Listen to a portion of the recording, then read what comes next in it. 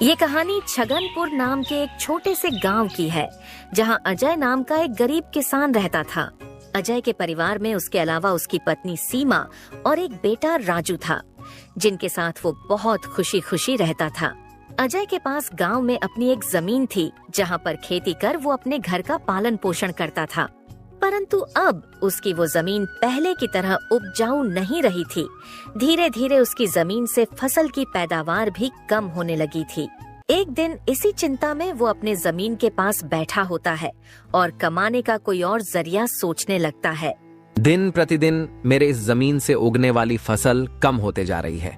लगता है मुझे अब कोई दूसरी जमीन लेकर काम करना होगा, या तो कोई और जरिया ढूंढना होगा कमाने का। पर अब मैं इस जमीन के भरोसे नहीं रह सकता हूँ।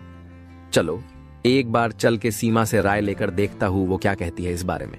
अजय तुरंत खेत से अपने घर की तरफ चल पड़ता है। घर पहुंचकर वो सबसे पहले अपनी पत्नी सीमा को आवाज लगाता है। सीमा जरा यहाँ आना, तो तुमसे एक जरूरी बात करनी है।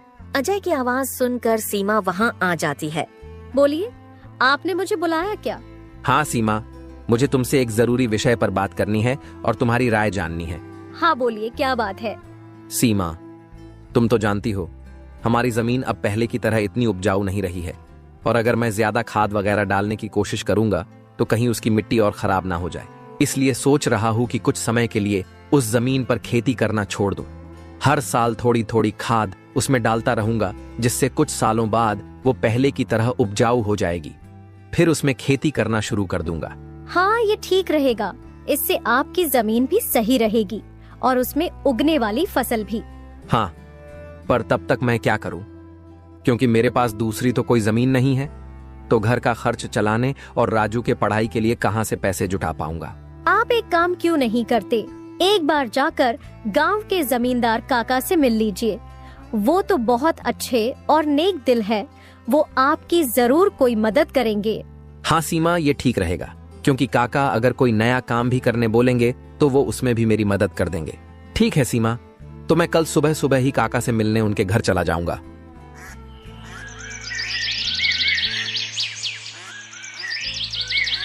अगली सुबह अजय जमींदार से मिलने उसके घर के लिए चल पड़ता है। जमींदार के घर के बाहर पहुंचकर वो जमींदार को आवाज लगाता है। क्या आप घर पर हो? अजय की आवाज सुनकर जमींदार बाहर आता है। अरे आओ अजय बेटा, बोलो क्या हुआ, कुछ काम था क्या? हाँ काका, आपकी एक मदद चाहिए थी। हाँ बोलो ना बेटा, मैं किस प्रकार तुम्हारी मदद कर सकता हूँ? अजय फटाफट से जमींदार को अपने खेत की हालत बता देता है। तो इसमें परेशान क्या होना बेटा? काका, मेरे पास एक ही जमीन है जिस पर खेती कर मैं अपने घर का खर्च चलाता हूँ, और मैंने आज तक खेती के अलावा कोई दूसरा काम भी कभी किया नहीं। तो अब यही नहीं समझ रहा है मैं क्या करूँ। बेटा, खेती के अलावा दूसरा काम क्यों करना? तुम एक काम करो, मेरे पास गांव के बाहर एक जमीन है, तुम उस पर खेती करो। काका, पर इससे तो आपका नुकसान हो जाएगा। नहीं बेटा, कोई नुकसान नहीं होगा। इसी बहाने तुम मेरी जमीन की देख रेख भी करोगे, क्योंकि अब तो मेरी उम्र भी हो गई है और मेरा बेटा भी शहर में रहता है, तो इससे तुम्हारा भी भला हो जाएगा और मेरी भी थोड़ी जिम्मेदारी कम रहेगी। ठीक है काका, अगर ऐसी बात है तो मैं कल से ही उस खेत पर काम करने चला जाऊंगा। अजय जमींदार को धन्यवाद कहकर वहाँ से अपने घर के लिए निकल जाता है। अजय अपने घर पहुंचकर सीमा को सारी बात बता देता है। ये तो बहुत अच्छा है, यानी आपकी सारी चिंता ही खत्म हो गई। हाँ सीमा, अब मैं काका के खेत पर बहुत मेहनत करूंगा और कोशिश करूंगा कि एक दो और खेत खरीद लूं, क्योंकि भविष्य में ऐसी समस्या आए तो उसके लिए हम तैयार रहे।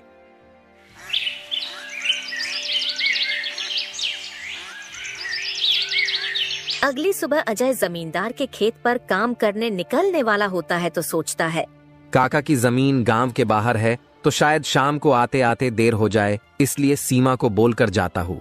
सीमा, जरा यहाँ आना तो। अजय को बुलाता सुन सीमा वहाँ आती है। बोलिए, आपने बुलाया मुझे? हाँ सीमा, सुनो, काका का खेत गांव के बाहर है, तो मुझे शाम को घर लौटने में थोड़ी देर भी हो सकती है। तो अगर मुझे देर हो जाए तो तुम और राजू खाना खाकर सो जाना। ठीक है, पर अपना ध्यान रखना। और हाँ, 1 मिनट रुकना, मैं आपके खाने का डिब्बा लेकर आती हूँ, वो लेकर ही जाना। फिर क्या था, अजय अपना खाने का डिब्बा लेकर गांव के बाहर वाली जमीन पर काम करने चल पड़ता है। चलते चलते कुछ समय बाद वो गांव के बाहर वाली जमीन पर पहुंच जाता है। चलो अब पहुंच गया हूँ तो फटाफट से खेत पर काम करना शुरू कर देता हूँ। अजय अपनी कुदाल उठाकर खेत पर काम करना शुरू कर देता है। अजय को अभी काम करते कुछ समय हुआ ही था कि तभी पीछे से एक सांप आकर उसे काट लेता है। सांप के काटने के कुछ समय में ही अजय चक्कर खाकर वहीं गिर जाता है। यहाँ अजय सांप के काटने से बेहोश हो चुका था, पर गांव के बाहर होने के कारण उसकी खबर अब तक उसके घर वालों को नहीं चलती है। सुबह की अब रात हो जाती है और सीमा अजय का इंतजार कर रही होती है। माँ को इतने परेशान देख राजू पूछता है, क्या हुआ माँ, पिताजी अब तक क्यों नहीं आए? बेटा, तुम्हारे पिताजी आज काम करने जमींदार काका के गांव के बाहर वाली जमीन पर गए हैं और उन्होंने मुझे बोला भी था कि उन्हें आते आते देर हो जाएगी, पर अब कुछ ज्यादा ही समय हो गया है। माँ, आप क्यों फिक्र कर रही हो? पिताजी ने जब बोला था कि उन्हें आने में देर होगी तो कुछ सोच समझकर कहाँ होगा। एक काम कीजिए, आप जाकर सो जाइए। राजू की बात सुनकर सीमा अपने कमरे में सोने के लिए चली जाती है। अगली सुबह भी जब सीमा देखती है कि अजय अब तक घर नहीं आया है, तो परेशान होकर वो सीधा जमींदार से मिलने उसके घर की ओर चली जाती है। सीमा जमींदार के घर पहुंचकर उनसे अजय के बारे में पूछने लगती है। नमस्ते जमींदार काका। नमस्ते बेटी, बताओ कैसे आना हुआ? काका, अजय कल आपके गांव के बाहर वाले खेत में काम करने गए थे, पर अब तक घर नहीं आए हैं। क्या कहा बेटी? अजय कल गया था और अब तक घर नहीं आया? हाँ काका, उन्होंने मुझे कहा था कि खेत गांव के बाहर है तो आते आते रात हो जाएगी, पर अब तो रात की सुबह हो गई, पर वो अब तक नहीं आए हैं। चिंता मत करो बेटी, मुझे थोड़ा समय दो, मैं अभी किसी को भेजकर पता लगाता हूँ कि अजय कहाँ है। जमींदार तुरंत अपने घर में काम करने वाले घनश्याम को अजय को देखने अपने खेत पर भेजता है। कुछ समय के बाद घनश्याम जमींदार के खेत पर पहुंच जाता है और वहां का दृश्य देखकर वो परेशान हो जाता है। ये क्या, अजय का तो पूरा शरीर नीला पड़ चुका है। मुझे लगता है इसे किसी सांप ने काटा है। मुझे तुरंत जमींदार जी को ये बात बतानी पड़ेगी। घनश्याम वहां से भागते भागते जमींदार के घर के लिए निकल जाता है। घनश्याम जैसे ही जमींदार के घर पहुंचता है, उसके कुछ कहने से पहले ही जमींदार उससे पूछने लगता है, क्या हुआ घनश्याम बेटा, तुम इतना दौड़ते हुए क्यों आए और क्या तुम्हें अजय मिला?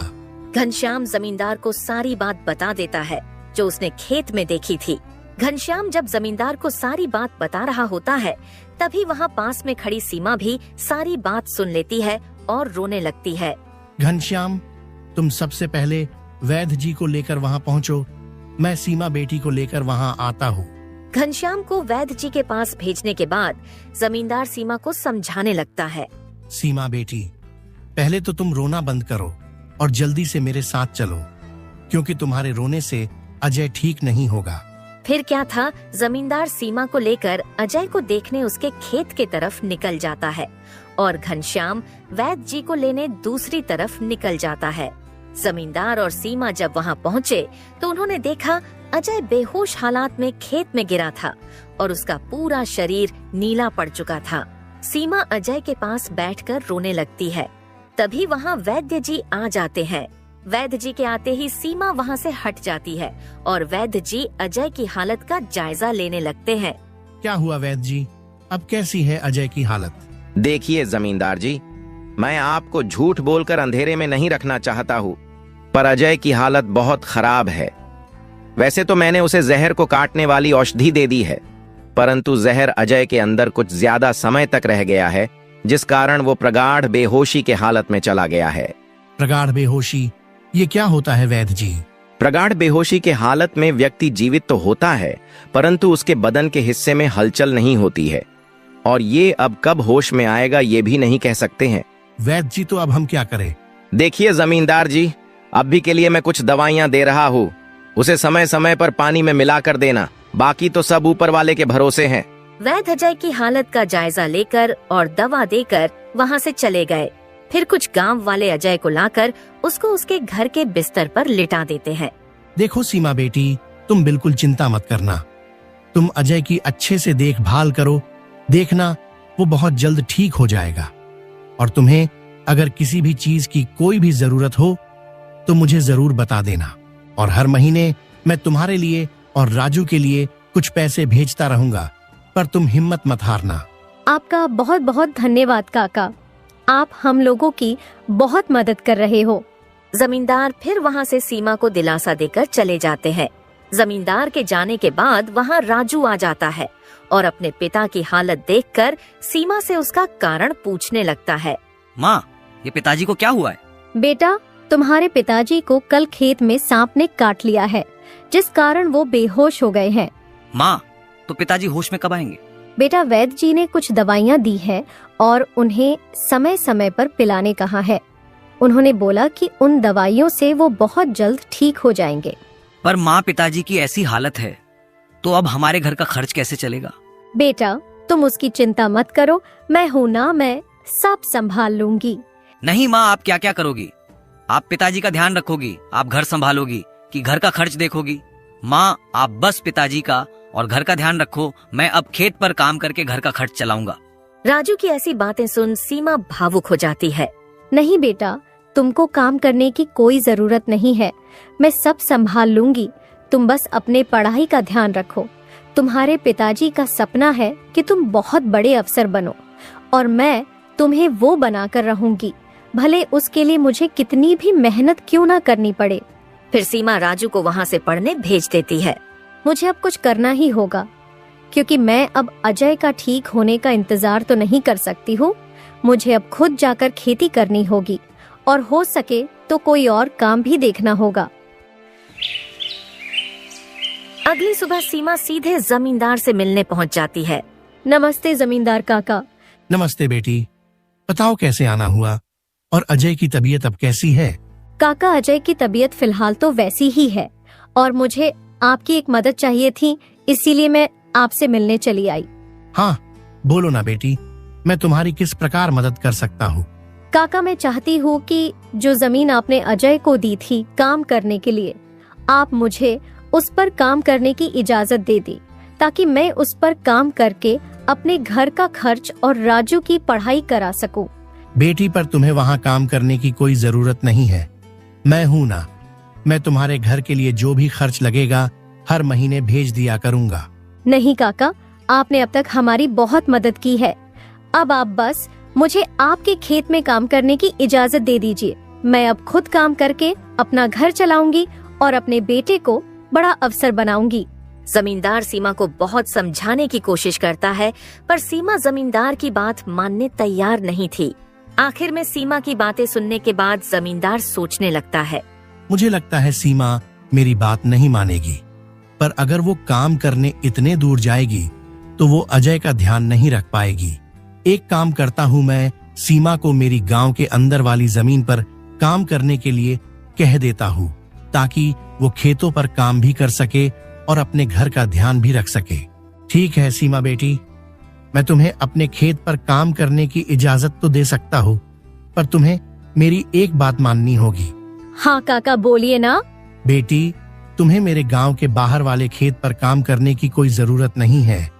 मेरे पास तुम्हारे घर के नजदीक भी एक खेत है, तुम वहां काम कर सकती हो, ताकि तुम अपने घर का और अजय का दोनों को ख्याल रख पाओगी। काका, ये तो और भी अच्छा रहेगा, इससे तो मेरी बहुत मदद हो जाएगी।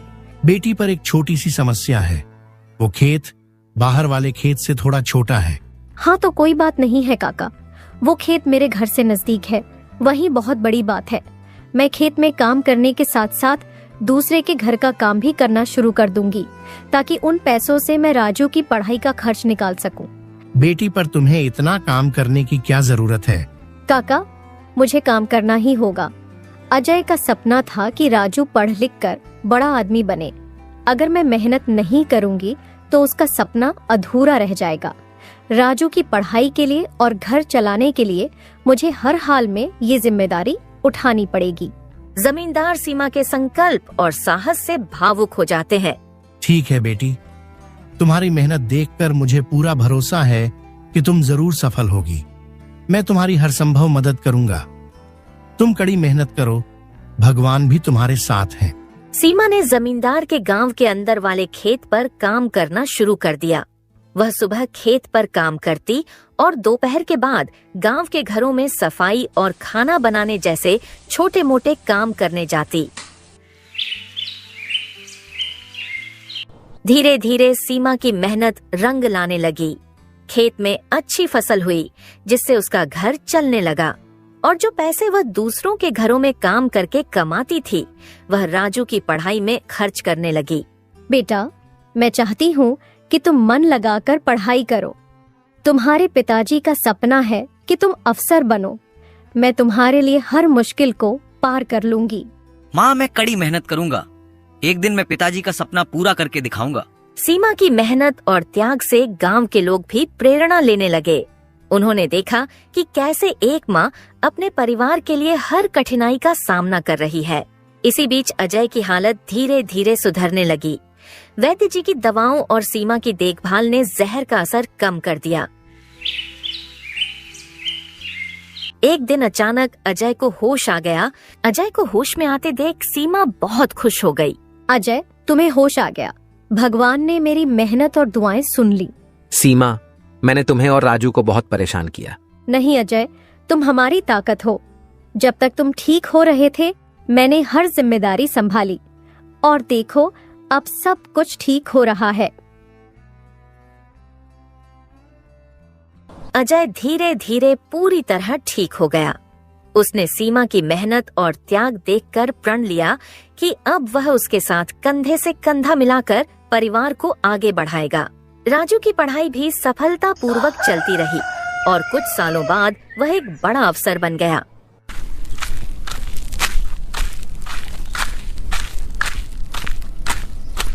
माँ, पिताजी, मैं आज जो कुछ भी हूँ वह आपकी मेहनत और त्याग के कारण हूँ।